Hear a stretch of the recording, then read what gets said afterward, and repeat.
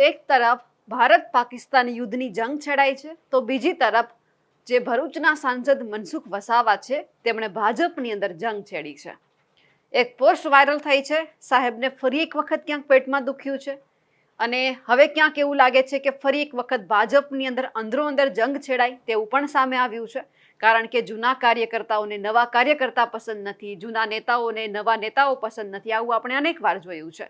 અને આજ દરમિયાન મનસુખ વસાવાની ફરી એક વખત પોસ્ટ સામે આવી છે, એટલા માટે ફરીવાર બધા જ લોકોનું ધ્યાન ત્યાં આકર્ષિત થયું છે કે હવે ભાજપની અંદર શું નવા જૂની થવાની છે। નમસ્કાર, નિર્ભય ન્યૂઝ સાથે હું છું રિદ્ધિ। જે રીતે આપણે બધા જાણીએ છીએ કે અત્યારે ભારત અને પાકિસ્તાનની વચ્ચે જે યુદ્ધની સ્થિતિ છે એ દિવસે ને દિવસે વધી રહી છે, એટલે કે ક્યાંક વધારે જંગ છેડાય તેવું પણ લાગી રહ્યું છે। પણ ક્યાંક ભાજપના જ અંદરો અંદરના નેતાઓને પણ ક્યાંક એવું લાગતું હોય કે દેશની અંદર જે આ જંગ છેડાય છે એમાં મજા નથી આવતી, તો ક્યાંક અંદરો અંદર જંગ છેડી દીધી હોય તેવું લાગે છે। કારણ કે એક તરફ સ્થિતિ વણસી રહી છે, બીજી તરફ લોકોને હોદ્દાથી એટલો પ્રેમ થઈ ગયો છે કે ક્યાંક ખોટું લાગી રહ્યું છે કે મને પૂછવામાં નથી આવતું, મને ક્યાંક કહેવામાં નથી આવતું કે આપણે આવું કરવાનું છે। આવું આપણે અવારનવાર ભરૂચના સાંસદ જે મનસુખ વસાવા છે તેમના મોઢેથી સાંભળ્યું છે અને જગ જાહેર છે તે ખુલ્લીને બોલે એવા છે અને સીધી જ પોસ્ટ કરી દે છે। ફરી એક વખત જે પોસ્ટ સામે આવી છે તેમને લઈને વાતચીત કરીએ, કારણ કે એક પોસ્ટ સામે આવી છે તેમાં તેમણે શું કહ્યું છે।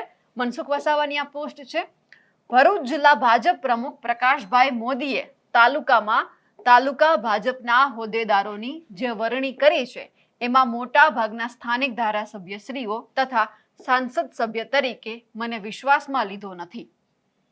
જિલ્લા પ્રમુખ સાથે વારંવાર અમારી મીટિંગ થઈ છતાં પણ ધારાસભ્યોના અને અમારા સૂચનોની એમને અવગણના કરી છે। જિલ્લા પ્રમુખે એમની આસપાસની ટોળકીના દબાણથી તાલુકાઓમાં હોદ્દેદારોની નિમણૂક કરી છે, જે આવનારા દિવસોમાં જિલ્લા પંચાયત, તાલુકા પંચાયત અને નગરપાલિકાની ચૂંટણીમાં ભારે નુકસાન પહોંચાડશે।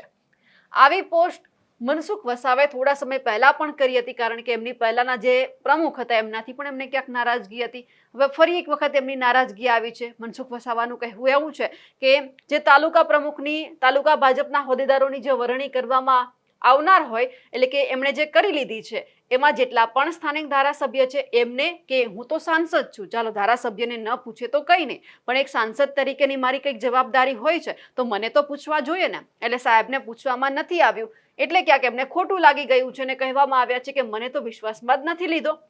વારંવાર મીટિંગ કરવામાં આવે છે પરંતુ એમાં અમારી સૂચના તો કે ધ્યાને લેવામાં જ નથી આવતી। જિલ્લા પ્રમુખે એમની આસપાસની જેટલી પણ ટોળકી હોય એમને ભાજપના જે હોદ્દેદારોની વરણી કરવામાં આવી હોય તેમાં બેસાડી દીધા છે, પણ આવનાર સમયમાં જો નગરપાલિકા, તાલુકા પંચાયત, જિલ્લા પંચાયતમાં જો ખોટ પડે તો અમારી જવાબદારી નથી। હવે કંઈ પણ દીધું છે કે જો આ જ લોકોએ પોતાની મનમાની કરવી હોય, પોતાનું જ ધારણા પ્રમાણેનું કરવું હોય, અમને પૂછવું ના હોય, તો પછી અમે જૂના નેતા શા કામના કે જ્યારે ચૂંટણી આવે તો પછી ભાજપે પણ ક્યાંક જે જૂના નેતા છે તેમની પાસે ન આવવું જોઈએ। કારણ કે જે આ નવા પ્રમુખો આવ્યા છે એમને એવું લાગે છે કે જે હવે નવી હોદ્દેદારોની નિમણૂક કરવાની છે એમાં ક્યાંક પોતાના જ માણસોને ગોઠવી દઈએ તો આપણું શાસન છે તે ચાલ્યા કરશે, આપણને જે જોઈએ છે તે મળી જશે। એટલે હવે મનસુખ વસાવા ખુલીને બહાર આવ્યા છે અને કહી દીધું છે કે આવનારી ચૂંટણીમાં જો કંઈ થશે તો એમાં જવાબદાર તો અમે છીએ જ નહીં, કારણ કે જે વ્યક્તિ આ બધું કર્યું છે હવે આવનાર ચૂંટણીમાં હારે છે, જીતે છે ભાજપ, એમાંથી અમને કોઈ જ લેવા દેવા નથી। જેમને જે મનમાં આવે છે એ કરવું છે, અમે તો સાંસદ છીએ, ધારાસભ્ય હોય છે એમની ઉપરના, તો એમને કોઈને પૂછવામાં નથી આવતું।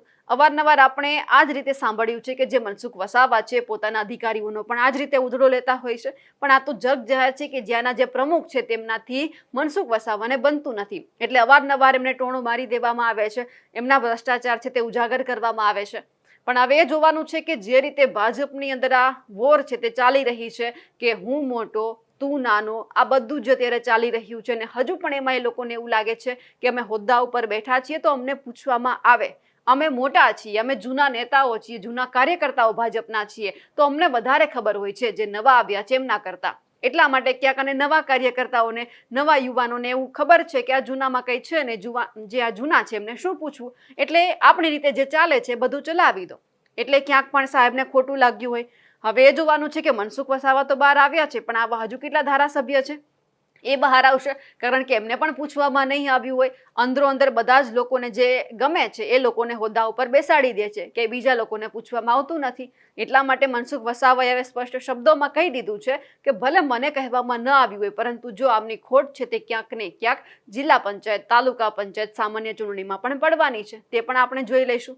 પણ હવે સાહેબને પેટમાં દુખી ગયું છે. હવે ક્યાંક ફરી એક વખત એ પોતાની રીતે સામે આવશે અને કહી દેશે કે આ વ્યક્તિએ આવું કર્યું છે. કારણ કે આપણે જોયું છે કે એમને ક્યાંય પણ ક્યાંય વાંકવું પડે એટલે સીધું જ ફેસબુક પોસ્ટ કે સોશિયલ મીડિયામાં કોઈ પણ પોસ્ટ કરી દેતા હોય છે. એ પછી ગમે તે વ્યક્તિ હોય, વિરોધ પક્ષ હોય કે પછી સત્તા પક્ષ હોય, ભલે પોતાનો જ પક્ષ કેમ ન હોય, એ આખા બોલા છે અને કહી દેવામાં માને છે. પણ હવે જોવાનું છે કે ભાજપ આમના ઉપર ધ્યાન આપે છે કે પછી જેમ ચાલે છે એમ ચાલવા દે છે, અને કે પછી મનસુખ વસાવાને કોઈ લાઇટમાં લેતું નથી. કારણ કે મનસુખ વસાવાની ફિતરત છે બડાપો કાઢવો, બોલવું, પણ કોઈ સાંભળતું નથી. ભાજપમાં તો અવારનવાર આવું ચાલે છે. જો ખરેખર મનસુખ વસાવાને સાંભળવામાં આવતા હોય તો એમને વારંવાર આવી પોસ્ટ છે તે ના લખવી પડે. પણ હવે જોવાનું છે કે અત્યારે કહી દેવામાં આવ્યું છે કે આવનારી ચૂંટણીમાં ક્યાંક ફટકો પડવાનો છે. હવે ભાજપ ધ્યાન આપે છે કે નહીં એ પણ જોવાનું છે. અમારા અહેવાલને લઈને આપનું શું કહેવું છે અને મનસુખ વસાવાએ જે પોસ્ટ કરી છે તેમને લઈને આપ શું માનો છો? કમેન્ટ કરીને ચોક્કસથી જણાવજો. સાથે જ અમારી નિર્ભય ન્યૂઝ ચેનલને લાઇક, શેર અને સબસ્ક્રાઇબ કરવાનું ભૂલશો નહીં. નમસ્કાર.